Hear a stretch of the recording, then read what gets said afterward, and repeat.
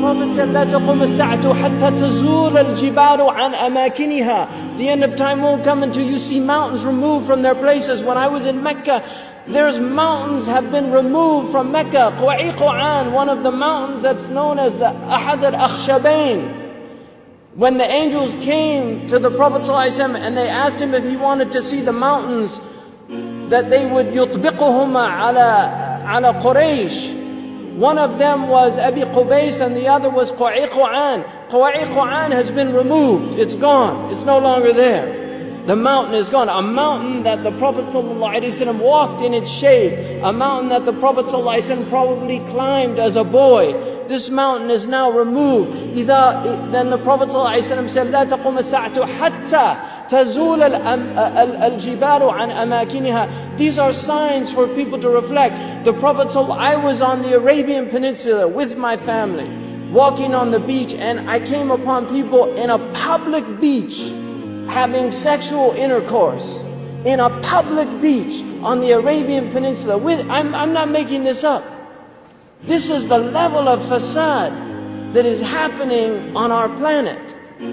The Prophet ﷺ said, لا تقوم الساعة حتى يتهارج الناس تهارج الحمير. That the end of time won't come until people are like animals openly. He said, sallallahu alayhi wasallam, that one of the signs of the end of time is civilized people would walk with their thighs exposed in the marketplaces. بادية الأفخاذ في الأسواق. People, pens, he said, would be everywhere. He said that people, out of their love of the world, you would get two-income families. That people would be two-income families. That he said a woman will out حرصا على الدنيا تعين زوجها على التجارة. Out of love for this world, she'll work like her husband to earn livelihood, neglecting the children. Some people are forced to do that. And there's no blame on that. But there's people that just out of love of dunya, they will abandon their children and go out. These are the things that are happening around us. He told us that towards the end of time, you will see the people of the ala, ri'asha yatatawaluna fil bunyan. He said there will be poor people who were the desert people, and they were poor and they were taking care of goats and animals, and then they'll begin to build huge buildings. These are signs before your very eyes. We're seeing signs of our Prophet ﷺ. He told us that you will see the buildings of Mecca reach the mountaintops. The buildings of Mecca will reach the mountaintops.